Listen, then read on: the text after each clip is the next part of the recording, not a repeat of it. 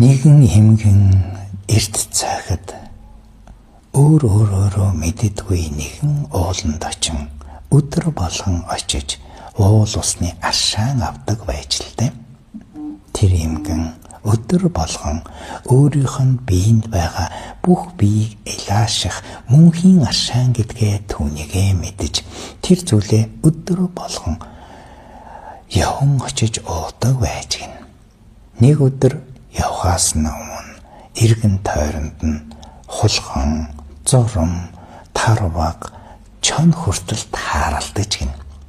Тэгэхээр сайн санаад өрсөд минь саруулын бие минь эмчилж ирэх гэж эв бие минь хичээх гэж ирсэн юм байна да гэж бодон тэр бүгдэд явхдаа аршаан бүх аршаанаас нь тэр амьд болгонд савнд нь усанд нь газар хонхойлгон хийж өөрийнх нь буян хишгээс нь тарааж үжгэн. Тэр цагаас эхэлж амьтан болгон замд нь тааралдаж тэр эмээгийн аршааг нь уух гэж маш олноор цуглардаг болж гин.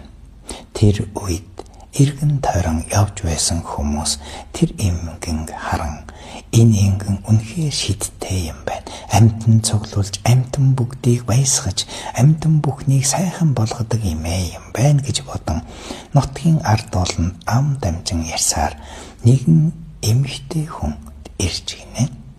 Тэр эмэгтэй хүн өөрийнх нь биеийг өдөр болгон дотроос янгинж байгаа юм шиг гаднаас нь өөрийнх нь биеийг хатгаж байгаа юм шиг өвдөж ямар ч зүйлэнд өдрөөс өдөр сулддаг байж гин. Тэр хүнийд очисон дуулсан газар нь очин тэр эмээтэй уулзаж гин. Тэр эмээд гэсэн ус гэдэг шидтэй уул ус нутаг усанд хүртэл ийм зүйлсүүд байдгийм хөрмөн.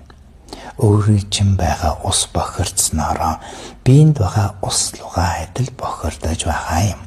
Та тэгвэл амьтд таан хооллож эргэн тойрноороо баясан баялгахад ус өөрөөргөө цэвшүүлж энэ аршаа мөнхийн юм шиг болдгийм шүү дээ гэж хэлж гинэ. Тэр цагаас эхэлж тэр эмэгтэй өдөр болгон тэр усыг уун, амьтад усыг зөөж өгнө. Амьтдаа хоолж эргэн тойрон хатаж байгаа цэцгийг хүртэл усалсаар тэр эмгэн энэ хорвоо орчлонгийн бүхэл зүйлийг эрүүл амар амгалан жаргалаар дүүргэж тэр эмэгтэй ч гэсэн янгинж байсан өвчин, хангинж байсан тэр зовлон алга болсноороо түмэн олондоо шагширдаж бусдaan уул усны энэ бүх юмны эзэн савдаг болон уул усандаа өөрийнхөө нэрийг дурсгасан тийм буянтай нэртэй аршаан болж хоёр эмгэн хоёр эрэхтэй энэ бүхний зүйлээр бий болсон учраас тэр хоёр эмэгтэй эмгэн тэр эмэгтэй хоёрын нэрээр нэрлэжээ.